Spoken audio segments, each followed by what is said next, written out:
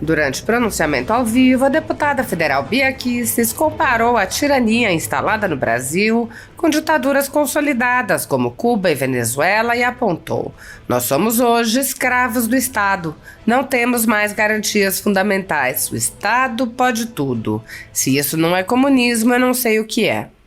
A deputada relatou que, assim como no Brasil, houve prisões em massa na Venezuela, resultando na prisão de menores de idade, com claras e amplas violações a seus direitos humanos.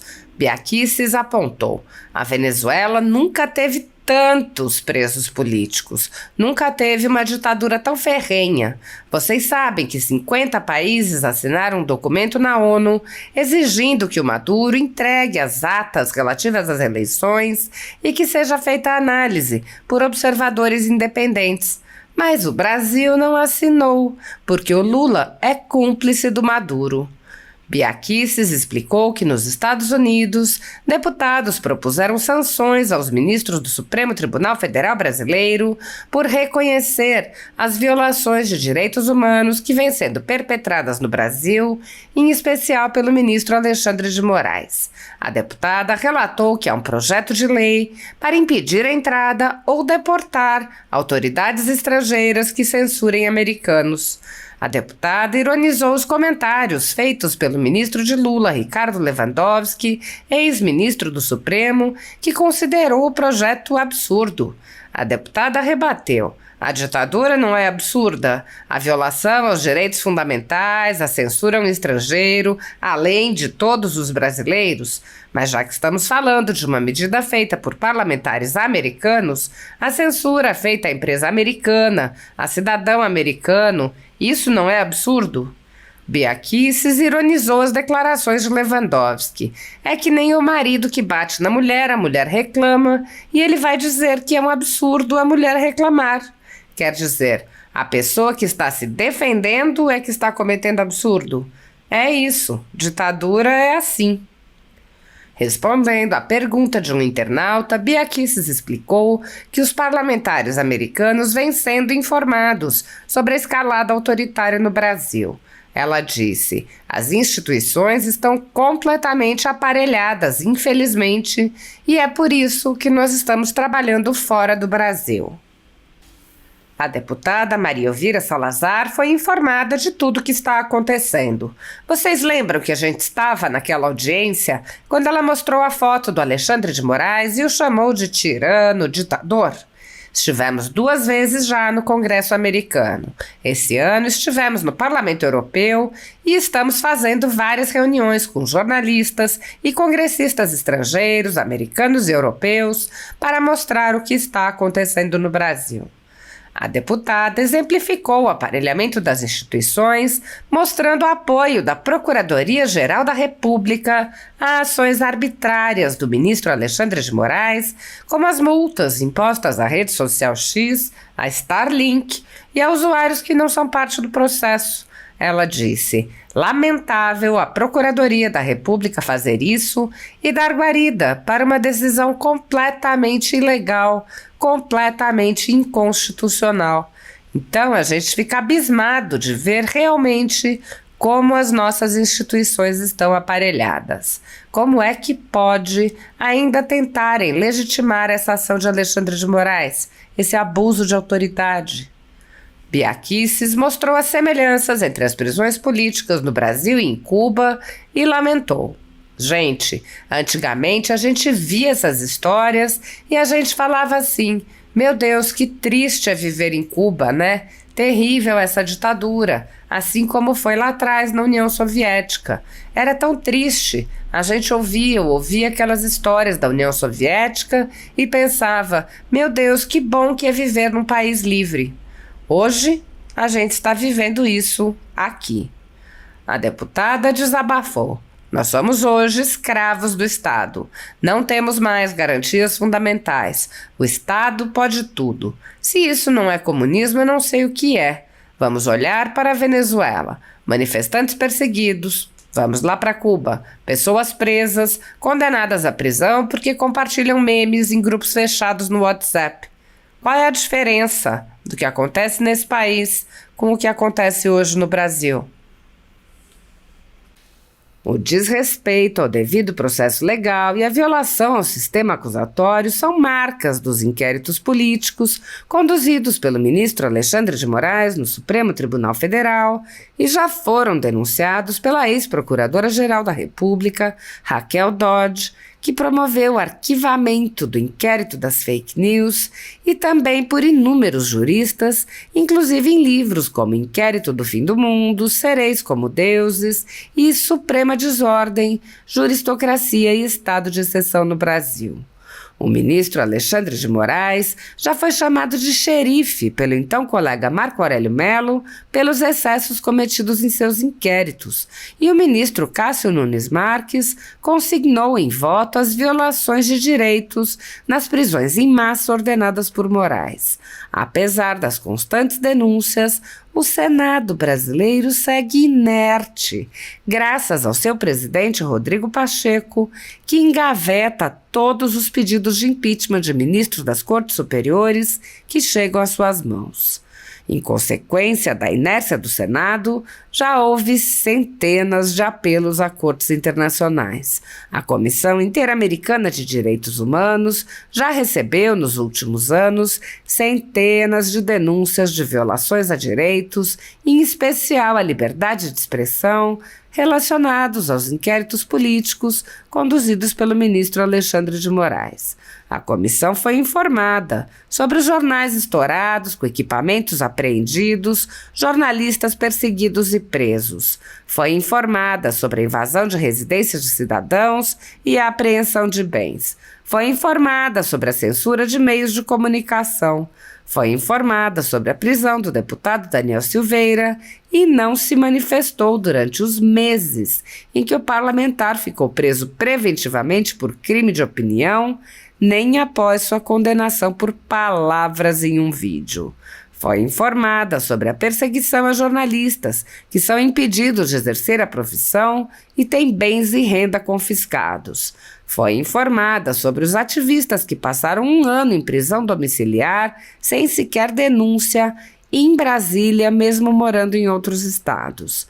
Foi informada sobre a prisão de Roberto Jefferson, presidente de um partido, e sua destituição do cargo a mando de Moraes. Foi informada sobre a censura a parlamentares. Foi informada sobre as prisões em massa, confisco de propriedades e tribunais de exceção. Foi informada sobre a morte no cárcere de Clériston Pereira da Cunha, com um pedido de soltura que simplesmente não foi apreciado pelo ministro relator. Foi informada sobre muitos outros fatos. Há pelo menos 5 anos, há pedidos para que a comissão mande cessar os inquéritos políticos conduzidos por Alexandre de Moraes. Em 2020, o ex-relator especial para a liberdade de expressão da Comissão Interamericana de Direitos Humanos, Edson Lanza, manifestou preocupação com a decisão de Alexandre de Moraes de censurar cidadãos nos inquéritos que conduz no Supremo Tribunal Federal. Lanza disse: acompanho com preocupação decisão do Supremo Tribunal Federal que mandou fechar dezenas de contas em redes de ativistas e blogueiros por alegado discurso de ódio. Deve-se provar em cada caso que foi ultrapassado o limite da incitação à violência, conforme disposto no item 5 do artigo 13 da Convenção Americana sobre Direitos Humanos, conhecida como Pacto de São José da Costa Rica. Apoiadores do ex-presidente Jair Bolsonaro e pessoas que apenas têm um discurso diferente do imposto pelo cartel midiático vêm sendo perseguidos, em especial pelo Judiciário. Além dos inquéritos conduzidos pelo ministro Alexandre de Moraes no Supremo Tribunal Federal, também o ex-corregedor do Tribunal Superior Eleitoral, Luiz Felipe Salomão, criou seu próprio inquérito administrativo e ordenou o confisco da renda de sites e canais conservadores, como a Folha Política, com o aplauso dos ministros Luiz Roberto Barroso, Alexandre de Moraes e Edson Fachin. Toda a renda de mais de 20 meses do nosso trabalho vem sendo retida sem qualquer previsão legal. Se você apoia o trabalho da Folha Política e pode ajudar, use o QR Code que está visível na tela para doar qualquer quantia ou use o código ajude@folhapolitica.org.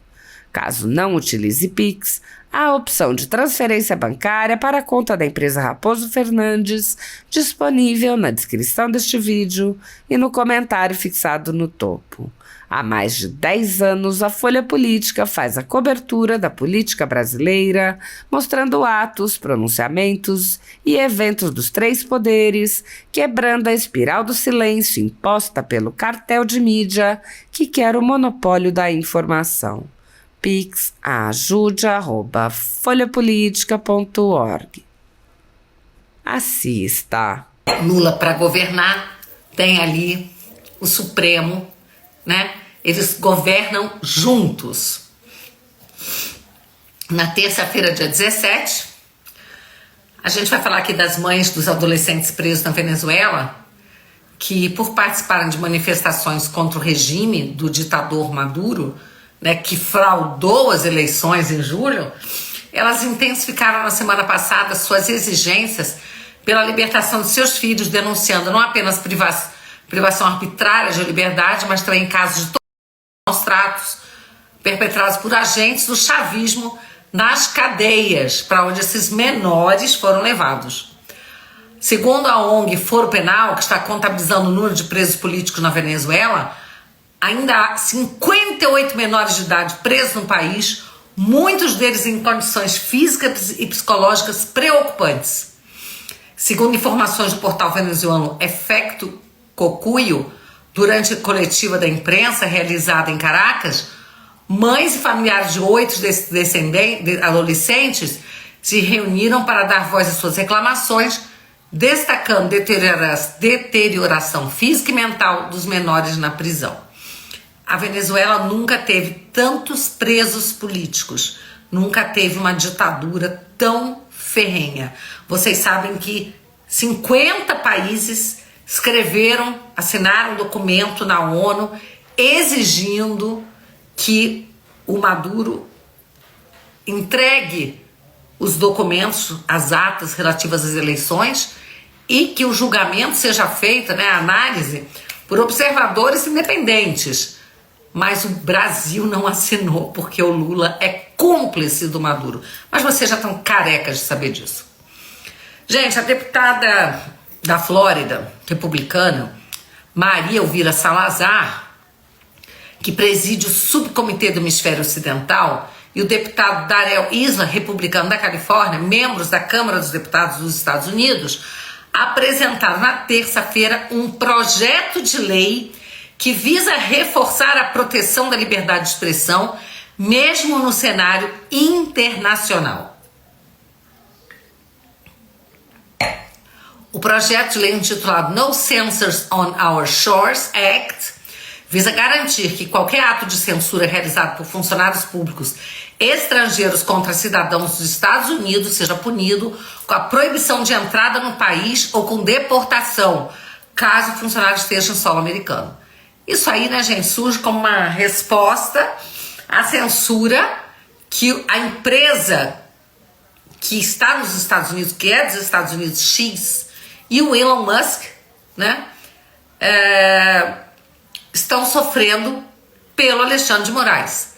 Então, gente, é muito possível, sim, que o ministro Alexandre e até outros ministros que estejam de acordo com ele sejam impedidos, né, de entrar nos Estados Unidos. O ministro Lewandowski, que é o ministro da Justiça atual, já disse que é um absurdo, que não pode acontecer, que isso é um absurdo. Bom, agora, a ditadura aqui não é absurdo, né? A violação aos direitos fundamentais, a censura a um estrangeiro, além de todos os brasileiros, mas já que nós estamos falando de uma medida feita por parlamentares americanos, a censura feita à empresa americana, a cidadão americano, isso não é absurdo. Absurdo é tirar o visto, né, do agente político, da autoridade que faz abuso de autoridade. Isso é que é absurdo. É que nem, né, o marido que bate na mulher, a mulher reclama e ele vai dizer que é um absurdo a mulher reclamar. né? Quer dizer, a pessoa que está se defendendo é que está cometendo um absurdo. É isso. Ditadura é assim, né, gente? Vamos lá. Vamos passar para a próxima pauta. O porta-voz do governo americano, olha só, a porta-voz do governo americano criticou, condenou, mais do que criticou, condenou. Só um minutinho. Tem gente aqui participando do nosso superchat, vou colocar aqui. Os deputados americanos precisam saber do flagrante perpétuo na internet. Internet dependência daquela repartição, quebra de jurisprudência nos Estados Unidos, coletivização de julgamento. Sim, eles já estão sabendo, né? Essas notícias estão sendo levadas para eles, esses fatos já faz tempo, né? Que nós estamos trabalhando, levando essas notícias para fora do Brasil, que é de onde pode vir alguma solução, porque aqui dentro não tem mais solução. As instituições estão completamente aparelhadas, infelizmente. E é por isso que nós estamos trabalhando fora do Brasil. A Maria Elvira Salazar, ela foi informada de tudo que está acontecendo. Bel Rodrigues, um abraço para você. Não é à toa, né? Vocês lembram que a gente estava naquela audiência quando ela mostrou a foto do Alexandre de Moraes e o chamou de tirano, ditador. Tivemos 2 vezes já no Congresso americano esse ano, estivemos no Parlamento Europeu e estamos fazendo várias reuniões, né, com jornalistas e congressistas estrangeiros, americanos, europeus, para mostrar o que está acontecendo no Brasil, ok? Ok, muito bom. Então, a porta-voz do governo americano condenou o bloqueio do X no Brasil. O posicionamento foi dado na terça-feira por Karine Jean-Pierre, em resposta à pergunta da jornalista da TV Globo, Raquel Krahenbuhl, durante uma entrevista coletiva. Krahenbuhl, acho que é assim que se fala o nome dela, questionou Jean-Pierre sobre a visão da Casa Branca acerca da suspensão da rede social iniciada em 31 de agosto. Abre aspas aqui a resposta. Acho que quando se trata de redes sociais, sempre fomos muito claros de que todos devem ter acesso às redes. É uma forma de liberdade de expressão, declarou. A declaração foi publicada na conta do YouTube da Casa Branca. Muito bom. Ok. Quarta-feira, o ministro Alexandre de Moraes multou a rede social X e a empresa de tecnologia Starlink, ambas do empresário Elon Musk, em 5 milhões, após a rede social ficar disponível no Brasil, mesmo com ordem de bloqueio dada pelo próprio ministro no mês passado. Na decisão, Moraes ordenou que o X suspenda imediatamente a utilização de seus novos acessos pelos servidores CDN, Cloudflare e outros semelhantes, criados para burlar a decisão judicial de bloqueio da plataforma em território nacional. O X negou afronta a decisão judicial que baniu a rede social. Segundo a plataforma, o retorno foi temporário. Uma solicitação da PGR autorizada pelo ministro Alexandre determinou que a PF, olhem essa, a Polícia Federal, vai investigar todos os perfis que seguiram usando o X após a decisão de 30 de agosto pela suspensão da rede social no Brasil para aplicação de multa. Os usuários que utilizaram a rede serão multados em R$50 mil por dia. A Gazeta do Povo apurou na PGR que a medida não visava investigar criminalmente quem utilizou a rede, mas identificar usuários para possibilitar a aplicação de multa diária. Lamentável a Procuradoria da República fazer isso, dar guarida, né, para uma decisão completamente ilegal, completamente inconstitucional, né? Então a gente fica abismado de ver realmente, né, como as instituições estão aparelhadas, como é que pode, né, ainda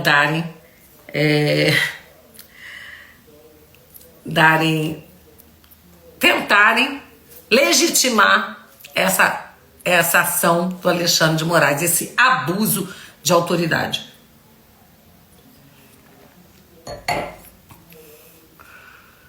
Bom, o X informou na noite de sexta-feira ter nomeado a advogada Raquel de Oliveira Villanova Conceição, tem nome de bairro, em São Paulo, né?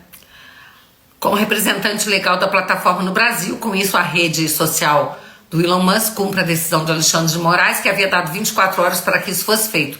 A intenção da empresa é cumprir as ordens judiciais para fim do desbloqueio no Brasil, né? A advogada é a mesma que desempenhava a função antes da ordem de suspensão da plataforma em 30 de agosto. Seu nome constava nos documentos divulgados no perfil de relações governamentais globais da rede social para dizer que o STF perseguia a rede social. O opositor cubano José Manuel Barreiro Rouco foi condenado a 2 anos e meio de prisão em Cuba por compartilhar memes em um grupo privado de WhatsApp com membros de sua família, nos quais os ditadores cubanos Miguel Díaz-Canel e Fidel Castro e Raul Castro eram retratados de maneira depreciativa, informou um portal independente, Marte Notícias. A decisão emitida pelo Tribunal Municipal de Cienfuegos, capital da província do mesmo nome, destaca mais um episódio da crescente repressão em Cuba, onde a liberdade de expressão e privacidade são frequentemente violadas em nome da proteção do regime comunista. Barreiro, identificado como um barbeiro de 52 anos, foi inicialmente preso preventivamente em junho de 2023 sob a acusação de ter cometido atos contra a segurança do Estado. Imaginem os desenhos dele, os memes que ele compartilhou, põe o Estado realmente em risco, não é? A equipe de defesa havia conseguido recentemente converter a prisão preventiva em prisão domiciliar, que ele estava cumprindo até o momento. O opositor ainda está tentando recorrer dos vários casos pelos quais foi injustamente acusado. Nos últimos meses, no entanto, no âmbito das investigações contra o opositor, as autoridades comunistas cubanas confiscaram seu celular e encontraram memes em que ele havia compartilhado num grupo de WhatsApp chamado Família, formado apenas por parentes próximos. A troca de mensagens foi interpretada pelas autoridades como uma ofensa à honra e à integridade de figuras centrais da Revolução Cubana, resultando em uma nova ação judicial e condenação contra o opositor. Gente, antigamente a gente via essas histórias e a gente falava assim, meu Deus, que triste que é viver em Cuba, né? Terrível essa ditadura, assim como foi lá atrás na União Soviética, não é? Era tão triste, a gente ouvia aquelas histórias da União Soviética, pensava, meu Deus, que bom que é viver num país livre. Hoje a gente está vivendo isso aqui. Vamos lembrar que empresários tiveram suas contas bancárias bloqueadas porque trocavam informações, comentários em grupo de WhatsApp fechado. Então, nada diferente do que está acontecendo em Cuba já acontece no Brasil. É muito triste, muito triste. E ainda agora a gente vê o Supremo quebrando sigilo fiscal, quebrando sigilo telefônico, sem decisão judicial. Tudo para que o Estado possa cada vez mais se fortalecer, não é? E nos tratar como escravos. Nós somos hoje escravos do Estado. Não temos mais garantias fundamentais. O Estado pode tudo. Se isso não é comunismo, eu não sei o que é. Né? Vamos olhar para a Venezuela, manifestantes perseguidos. Vamos olhar para Cuba, pessoas presas, condenadas à prisão porque compartilham memes em grupos fechados de WhatsApp. Qual é a diferença do que acontece nesses países com o que acontece hoje no Brasil? Me digam, qual é?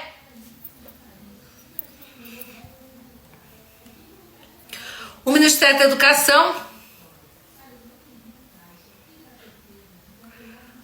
vai enviar ao Congresso Nacional um projeto de lei que visa proibir o uso de celulares por estudantes em escolas públicas e privadas de todo o Brasil. De acordo com o ministro Camilo Santana, o projeto visa reduzir o uso excessivo de telas por crianças e jovens e melhorar a concentração em sala de aula. O projeto deve ser enviado ao Congresso em outubro. Bom, eu digo o seguinte, que eles dizem que a proibição é para fins pedagógicos, mas não é um consenso entre os gestores estaduais. Eu quero dizer para vocês o seguinte, que eu acho que o uso abusivo de celular em sala de aula realmente deve ser coibido. Não dá para o aluno ficar em sala de aula se distraindo com o celular. Mas, obrigada, Silvio Lacerda, obrigada, meu amigo, ao dizer que eu sou a sua voz.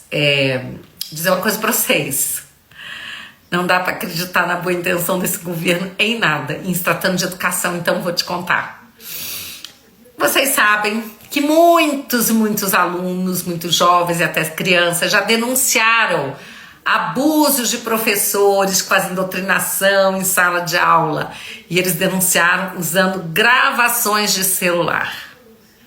Então, o celular, a gente sabe que ele serve também como uma arma de defesa de alunos que são perseguidos, que são doutrinados. Por isso que eu, que já não sou ingênua, não apoio esse projeto. Não vou apoiar. Porque acho que sim, os professores têm que cuidar para não haver abuso, não é? Agora, quando a gente tem tantos pseudo-professores que são doutrinadores, que são militantes políticos, que abusam dos alunos de sala de aula, nós não podemos tirar dos alunos a única arma que eles têm muitas vezes. Então, gente, vamos ficar atento, tem que perder a ingenuidade, não dá para ser ingênuo quando se trata de educação, quando se trata da esquerda, quando se trata do PT e seus puxadinhos. PSOL, então, nem se fala. A maioria desses professores são tudo psolista, né? A gente já viu cada cena assim terrível que os alunos filmam, gravam. Se tirar o celular, os alunos vão perder essa ferramenta para se defenderem. Então vamos ficar ligados, hein? Ligados nesse projeto. Vamos lá. E a Globo, hein? A Globo registrou uma queda de audiência acentuada na última quinta-feira, perdendo mais de 500 mil de telespectadores em comparação com as 4 quintas-feiras anteriores, segundo dados divulgados pelo portal TV Pop, né? O telejornal atingiu uma média de apenas 4,5 pontos do Ibope durante o período de 1h44 às 2h20 da madrugada, marcando o pior desempenho da atração em quase 2 anos. É isso aí, né? E aí a gente fica vendo aquelas reportagens que o povo faz ao vivo, aí o cara, o entrevistado tá falando uma coisa, daqui a pouco ele grita, Globo lixo! Isso aí a gente já tá acostumado, mas é isso. Por que vocês acham que eles querem tanto regular as redes sociais? Por quê? Porque eles perdem. Eles hoje em dia, eles perdem para as redes sociais. As pessoas se sentem desinformadas assistindo TV e correm para a rede social para se informar. É isso aí. Não posso lamentar tal notícia.